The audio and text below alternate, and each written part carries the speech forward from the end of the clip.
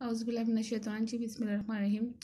السلام علیکم اسٹوڈنٹس، ہم نے اپنا سبق حضرت خدیجہ رضی اللہ تعالیٰ عنہ شروع کیا تھا، اور اس میں ہم نے پڑھا تھا کہ حضرت خدیجہ رضی اللہ تعالیٰ عنہ کو اپنے مال تجارت کو شام بھجوانے کے لیے کسی دیانتدار شخص کی ضرورت تھی، اور انہوں نے اس کام کے لیے حضرت محمد صلی اللہ علیہ وآلہ وسلم کو منتخب کیا اور ان کو اپنے غلام میسرہ کے ساتھ مال تجارت دے کر شام بھیجا۔ غلام میسرہ نے آ کر نبی کریم صلی اللہ علیہ وآلہ وسلم کے اخلاق کی بے حد تعریف کی، جس سے حضرت خدیجہ رضی اللہ تعالیٰ عنہ بے حد متاثر ہوئی۔ ہم نے یہاں تک پڑھ لیا تھا، اب ہم اس سے آگے پڑھنا شروع کرتے ہیں۔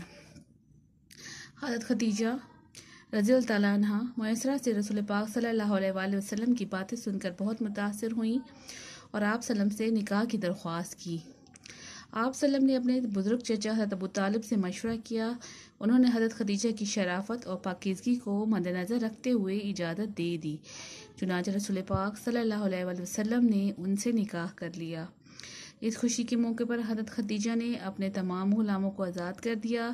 نکاح کے وقت حضرت محمد صلی اللہ علیہ وآلہ وسلم کی عمر 25 سال اور حضرت خدیجہ رضی اللہ تعالیٰ عنہ کی عمر 40 سال تھی، یعنی کہ حضرت محمد صلی اللہ علیہ وآلہ وسلم نے حضرت خدیجہ سے نکاح کر لیا اور اس وقت ان کی عمر 25 برس تھی اور حضرت خدیجہ کی عمر 40 برس تھی۔ ام المومنین حضرت خدیجہ الکبریٰ رضی اللہ تعالیٰ عنہا نے نبی کریم صلی اللہ علیہ وآلہ وسلم کے ساتھ زندگی کے 25 سال گزارے۔ انہوں نے شوہر کی خدمت اور محبت کا حق جس طرح ادا کیا، تاریخ میں اس کی مثال کم ملتی ہے، اور شادی کے بعد انہوں نے اپنی ساری دولت آپ صلی اللہ علیہ وآلہ وسلم کے قدموں میں ڈال دی اور اجازت دی کہ آپ جس طرح چاہیں اسے خرچ کریں۔ اس طرح حضرت خدیجہ کی دولت غریبوں اور حاجت مندوں کی مدد پر صرف ہونے لگی، خرچ ہونے لگی۔ رسول پاک صلی اللہ علیہ وآلہ وسلم اس دولت سے قرض داروں کو قرض سے چھٹکارا دلاتے، یتیموں، بیواؤں اور مسافروں کی مدد فرماتے۔ چونکہ حضرت خدیجہ رضی اللہ تعالیٰ عنہ بہت مالدار خاتون تھی، تو شادی کے بعد انہوں نے اپنی تمام دولت نبی کریم صلی اللہ علیہ وآلہ وسلم کے حوالے کر دی، اور آپ صلی اللہ علیہ وسلم انہیں نیک کاموں میں خرچ کرنے لگے، قرض داروں کا قرض سے چھٹکارا دلاتے، یتیموں اور مسکینوں کی مدد کرتے۔ ام المومنین حضرت خدیجہ رضی اللہ تعالیٰ عنہ ہر معاملے میں رسول پاک صلی اللہ علیہ وآلہ وسلم کی رفیق اور ہم خیال تھی۔ انہیں وہی بات پسند تھی جو آپ صلی اللہ علیہ وسلم کو پسند تھی۔ رسول پاک صلی اللہ علیہ وآلہ وسلم غار حرا میں خدا کی عبادت کرنے جاتے تو اکثر پانی اور ستو لے کر چلے جاتے اور رات بھی وہیں قیام فرماتے۔ حضرت خدیجہ رضی اللہ تعالیٰ عنہ وہاں بھی آپ صلی اللہ علیہ وسلم کے آرام کا خیال رکھتی، یا تو آپ صلی اللہ علیہ وسلم کو بلوا لیتی یا کھانے پینے کا سامان وہیں بھیج دیتی۔ اسی زمانے میں آن حضرت صلی اللہ علیہ وآلہ وسلم کو سچے خواب نظر آنے لگے۔ آپ صلی اللہ علیہ وسلم حضرت خدیجہ کو بتاتے تو وہ فوراً یقین کر لیتی، یعنی حضرت خدیجہ رضی اللہ تعالیٰ عنہ بہت اچھی بیوی تھی اور وہ ہر طرح سے نبی کریم صلی اللہ علیہ وآلہ وسلم کا خیال رکھتی اور ان کی ہر بات پر اعتبار کرتی۔ جب رسول پاک صلی اللہ علیہ وآلہ وسلم کی عمر 40 برس ہوئی تو اس غار میں اللہ کی طرف سے جبرائیل علیہ السلام آپ صلی اللہ علیہ وسلم کے پاس آئے اور آپ صلی اللہ علیہ وسلم کو نبوت کی بشارت دی۔ اللہ کا پیغام سن کر آپ صلی اللہ علیہ وسلم کے دل کی عجیب حالت ہو گئی۔ اسی اضطراب کی حالت میں آپ صلی اللہ علیہ وسلم گھر تشریف لے گئے۔ گھر پہنچ کر آپ لیٹ گئے اور حضرت خدیجہ رضی اللہ تعالیٰ عنہ سے فرمایا کہ مجھے چادر اڑا دو۔ آپ صلی اللہ علیہ وسلم بہت دیر تک خاموش لیٹے رہے۔ جب سکون ہوا تو آپ صلی اللہ علیہ وسلم نے حضرت خدیجہ رضی اللہ تعالیٰ عنہ کو غار حرا کا واقعہ سنایا۔ انہوں نے آپ صلی اللہ علیہ وسلم کو تسلی دی اور کہا، اے محمد صلی اللہ علیہ وآلہ وسلم، آپ صادق ہیں، امین ہیں، عزیز و اقارب پر شفقت فرماتے ہیں، یتیموں اور بیواؤں کی خبرگیری کرتے ہیں، بے قصوں اور مصیبت زدہ لوگوں کے ساتھ ہمدردی کا سلوک کرتے ہیں، کسی کا دل نہیں دکھاتے۔ خدا کی قسم، ایسے نیک بندے کو اللہ تعالیٰ کبھی تنہا نہیں چھوڑے گا۔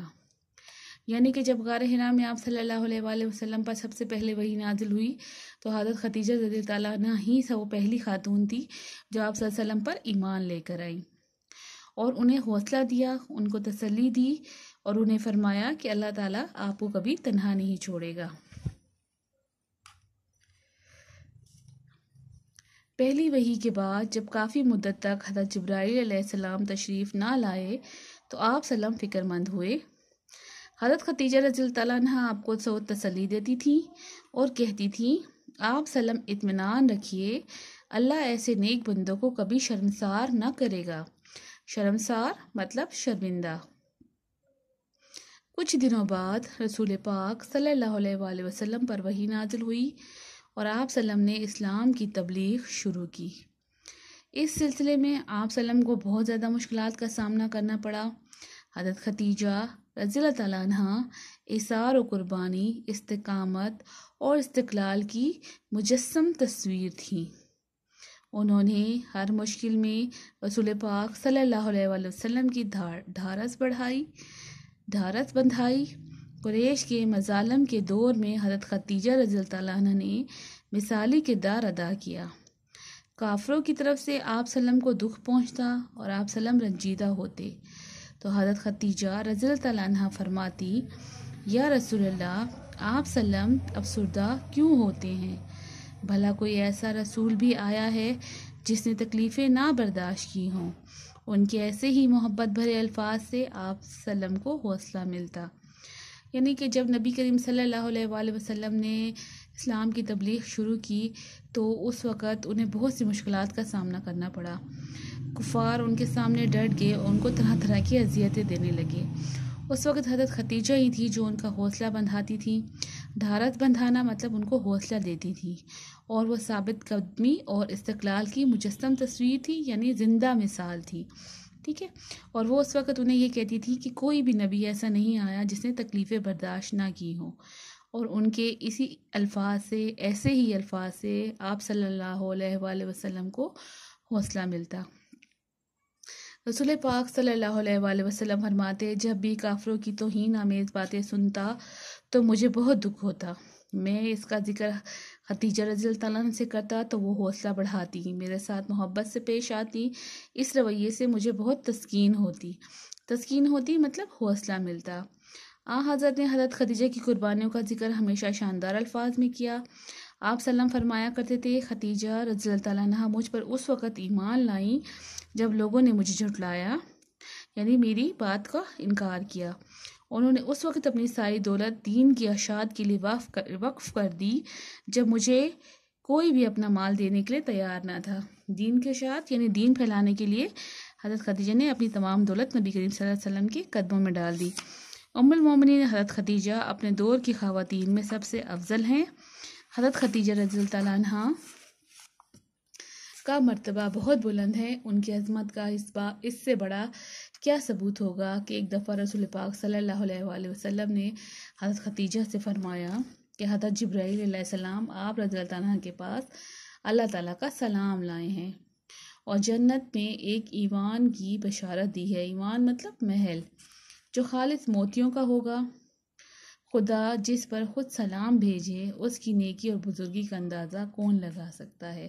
یعنی حضرت خدیجہ رضی اللہ تعالیٰ عنہ کی عظمت کا اندازہ اس بات سے لگایا جا سکتا ہے کہ نبی کریم صلی اللہ علیہ وآلہ وسلم فرماتے ہیں کہ اللہ تعالیٰ نے خود حضرت خدیجہ پر سلام بھیجا اور انہیں ایک ایسے محل کی بشارت دی جو خالص موتیوں کا ہوگا۔ ٹھیک ہے، یعنی حضرت خدیجہ رضی اللہ تعالیٰ عنہ کا بہت مرتبہ ہے۔ امید ہے کہ آپ کو یہ سبق سمجھ آ گیا ہوگا، آپ نے اس کے مشکل الفاظ نوٹ کر لیے ہوں گے۔ اس کے ساتھ ہی اجازت، اللہ حافظ۔